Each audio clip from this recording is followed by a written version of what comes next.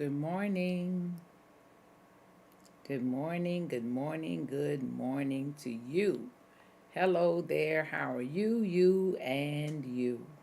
Wow. Hmm.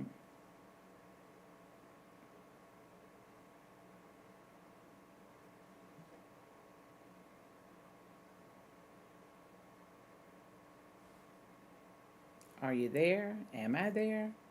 Can you see me now? I don't think you can see me now. I'm trying to go live. I'm working on what I'm working on.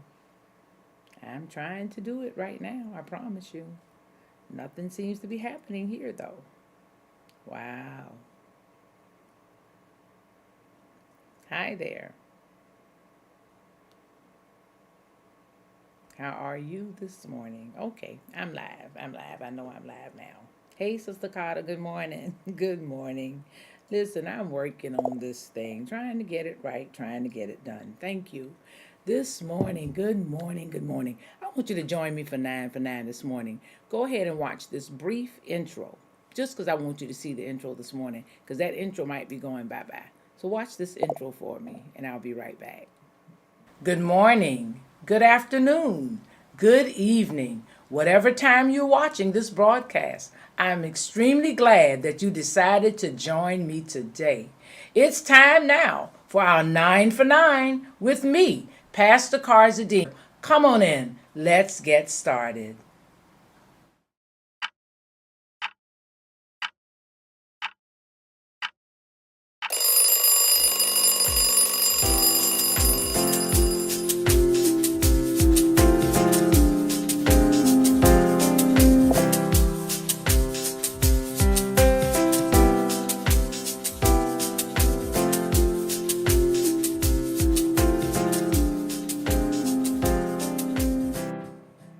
All righty now. This time now for 9 for 9.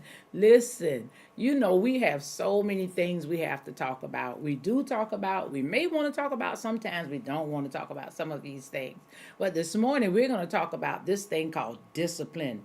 To discipline or not to discipline, to discipline or not to, whatever it is you need to do. That's why I put the three dots, the ellipse at the end. To discipline or not to do whatever you need to do. Mommies, daddies, aunties, uncles, parents, older siblings, listen. To discipline or not to discipline. This can be a sticky subject. Didn't used to be, but it can be a very sticky subject these days. I'm not the expert, but the word says this. Listen, I want to ask you a question before I tell you what the word says. Do you all know where the term spare the rod, spoil the child comes from? Well, as we grew and grow and grew and grow, and as people came up and came through, especially our ancestors, they began to say some things, and they would line it up with the word. I want you to know it's not exactly that way in the word spare the rod. If you spare the rod, you spoil the child. But it does relate to a scripture, Proverbs 13 and 24. And I want to share that with you. He who withholds his rod, it says, hates his son. He who withholds his rod hates his son. But most of us stop at that first part, because the next portion of that scripture says, but he who loves him disciplines him gently. Gently, I tell you, gently. Many of us do stop at the first part. If you spare the rod, you spoil the child. And I want to tell you, there is some truth to that. There is some truth to withholding the rod and hating your son, hating your daughter, hating that child that you're raising. Because if you don't correct them, hey, you're just letting them grow up to be whatever they want to be, really, literally. Do whatever they want to do. If I could read from the amplified version of that scripture, said, he who withholds the rod of discipline hates his son, but he who loves him disciplines and trains him diligently and appropriately with wisdom and love. Now let's talk about to discipline or not to discipline.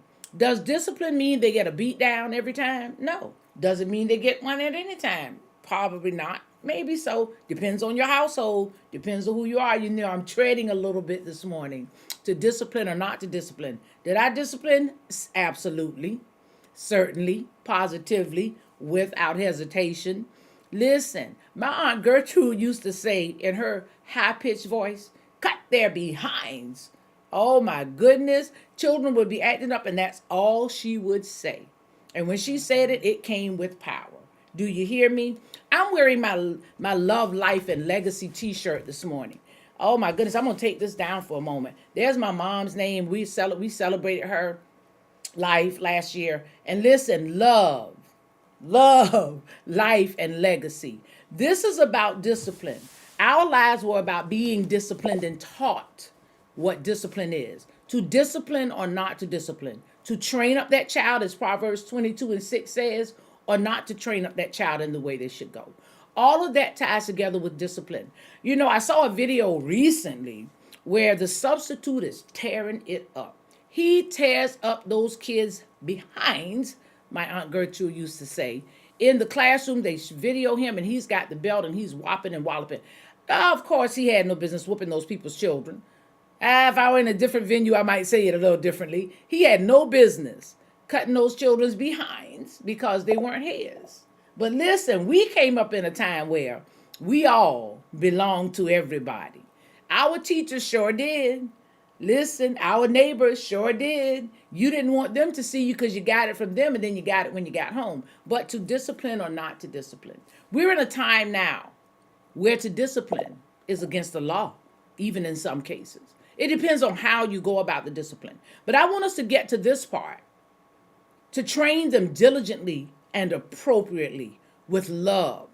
You see, when you discipline your children, when you sit them down and you talk to them, when you train them up, many parents, myself, if I had to go through the physical discipline, I would talk and I would explain this is why this is happening. Hey, somebody might be trying to come for me to clink, clink, but listen, I used to tell mine, if they come, clink, clink, you go. Goodbye. Listen, to discipline or not to discipline. I recently saw on Family Feud, and I've been looking at Steve Harvey, one of the questions that came up said, we asked 100 people, what percentage of children tell lies? Oh my goodness. And when the lady said 40%, Steve rolled and rolled and rolled. He said, you must not have children. Listen, the top answer, the number one answer was 100% of children tell lies. Listen, guess what that means? That we were all born in sin. We have all made mistakes. We have all told lies. We have all not told the whole truth, which is still telling a lie. We have done some things that we know we needed to be corrected about.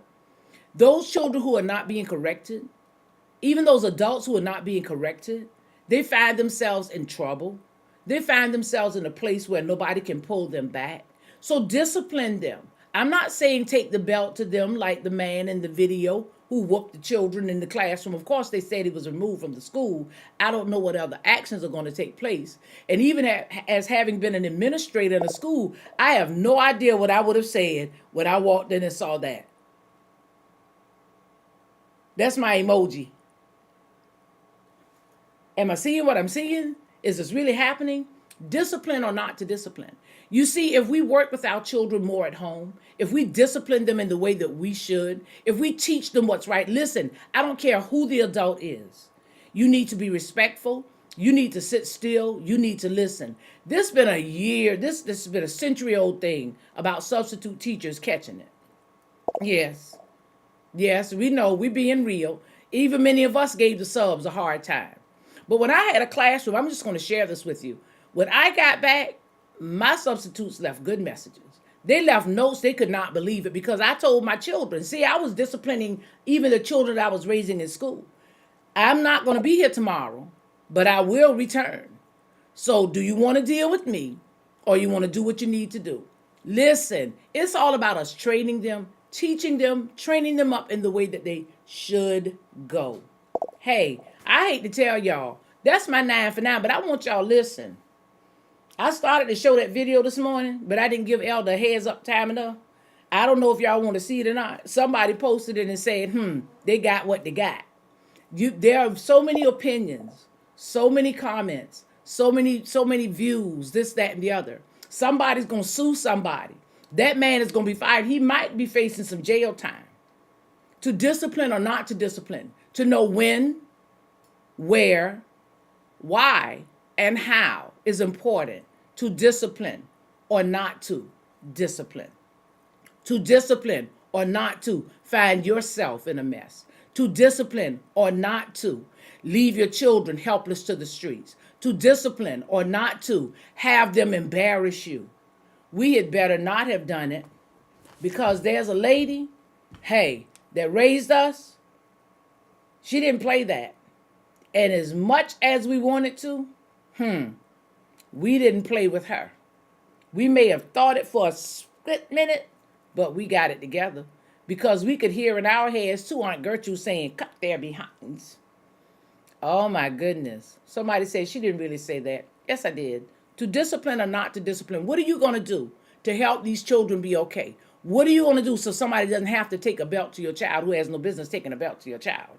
What are you going to do? What are you going to do so that if they do that, you know within your heart, in your mind, in your soul, my child was right. Again, the question. We asked 100 people, what percentage of children step out of line when they're not in front of their parents? You go ahead and get your percentage. Make sure you know for sure who your children are, and they know who you are. So you can have that love, life, and legacy that will continue on generation to generation. God bless you. I got to go. But y'all know what I'm going to start with. I'm going to start my day, though, with my cup of this thing right here, so that I can know to discipline or not to discipline, because I will correct other people's children, even in grocery stores. Go ahead. Have yourself that cup of positivity. God bless you. I'll see you next time.